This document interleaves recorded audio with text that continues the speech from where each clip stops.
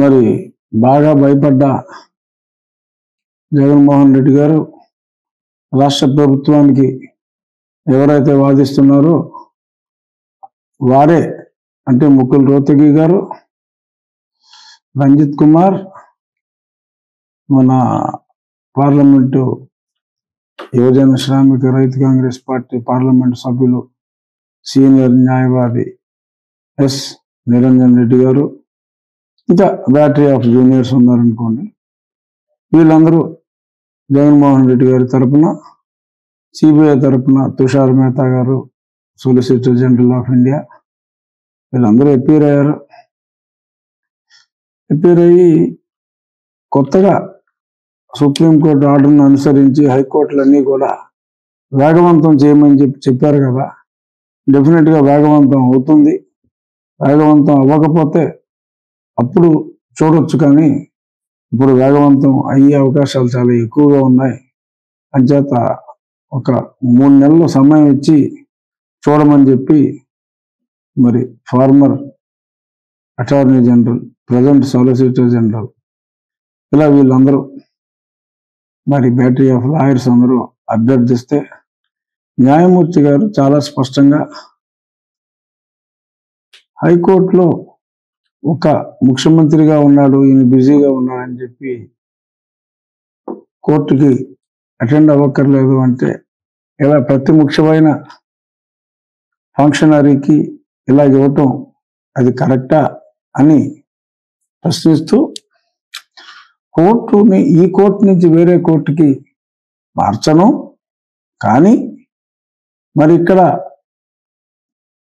అదే పనిగా డిలే అయితే మరి ఈ సిబిఐ కోర్టు కేసుని డిస్పోజ్ చేయలేకపోతే మరప్పుడు ఏం చేయాలో ఆలోచించాలి కదా అని చెప్పి కూడా ఆయన, అంటే ఈ సిబిఐ కోర్టు జడ్జికి ఒక చిన్న చొరక, అంటే ఇంకా ఇలాగే ఆ మహానటుడి నటనకి మరి ఇలా ఎక్స్టెన్షన్లు ఇచ్చుకుంటూ పోతే మరి అప్పుడు బహుశా చర్యలు తీసుకోవాల్సి వస్తుంది అని చెప్పి చెప్పకనే చాలా స్పష్టంగా ఆయన చెప్పడం జరిగింది.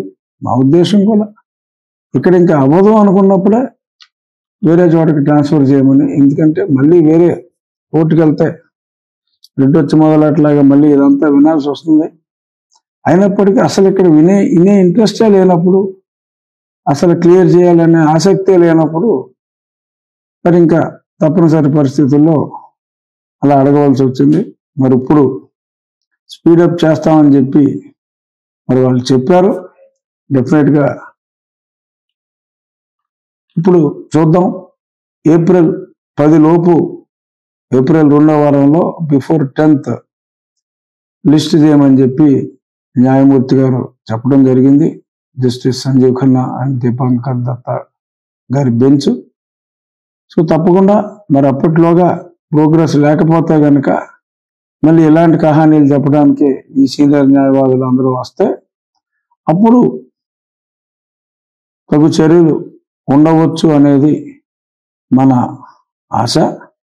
చూద్దాం మరి ఈ 3 నెలల్లో సిబిఐ కోర్టు మేల్కొంటుందా, సిబిఐ వారు మరి టేకప్ చేయమని అడుగుతారా, డిస్పోజల్ పిటిషన్స్ ఎన్ని సంవత్సరాల నుంచి పెండింగ్లో ఉంది అని చెప్పి కూడా న్యాయమూర్తి గారు అడిగారు. మరి డిస్పోజల్ పిటిషన్ వచ్చినప్పుడు అయితే డిస్పోజ్ చేయాలి, లేదంటే డిస్పోజ్ చేయనని చెప్పాలి. దానికి ఇన్ని సంవత్సరాలు అవసరమా అని కూడా న్యాయమూర్తి గారు చాలా స్పష్టంగా వీళ్ళని ప్రశ్నించడం జరిగింది. ఇప్పటికే భయపడి 3 దేశంలోనే ప్రముఖ న్యాయవాదులు మరి అక్కడ అపీర్ అవ్వడం జరిగింది. సరే, ఇది ఆయన వ్యక్తిగత కేసు, మరి ఏదో గవర్నమెంట్ కేసు వస్తుంది కాబట్టి దీనికి మరి ₹1 కోటి బడ్డీని పడుతుందా పడదా అది నేను చెప్పలేను, కానీ భయం అయితే పడ్డారు గౌరవనీయులైన ముఖ్యమంత్రి వర్యులు జగన్మోహన్ రెడ్డి గారికి. భయం అయితే పడ్డారు. అందుకే అంతమంది లాయర్లు అక్కడికి వెళ్ళారు. చూద్దాం. అలాగే ఆ బెయిల్ క్యాన్సిలేషన్ కూడా దీంతో పాటు అప్పుడే వింటామని చెప్పారు. ఏది కూడా నేను వేసిన కేసులు ఏది కూడా కొట్టేయలేదు. వీళ్ళు అడిగినప్పటికీ అది ఏప్రిల్కి పోస్ట్ చేసి వారు 3 నెలలు మనం ప్రోగ్రెస్ చూద్దాము, చూసిన తర్వాత డిసైడ్ చేద్దాము అని చెప్పి అన్న మీదట వాయిదా వేయటం జరిగింది. ఇది సాక్షిలో జగన్మోహన్ రెడ్డికి దక్కిన విజయం అని చెప్పి చెత్త రాసుకుంటే మనం ఏం చేయలేం. జరిగినట్టుగా సోదాహరణంగా నేను మీకు వివరించాను. సాక్షి రాతలు చూసి ఇంకో రకంగా అర్థం చేసుకోవాల్సిన అవసరం లేదు అని మీ అందరికీ తెలియజేసుకుంటున్నా.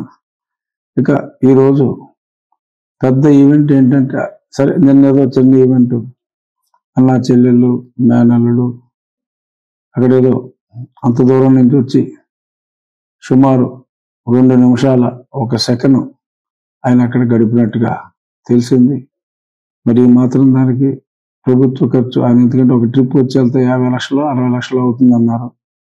మరి 50-60 లక్షల ఖర్చు మరి సొంతంగా పెట్టుకుంటారా లేక ప్రభుత్వ ఖర్చా తెలియదు.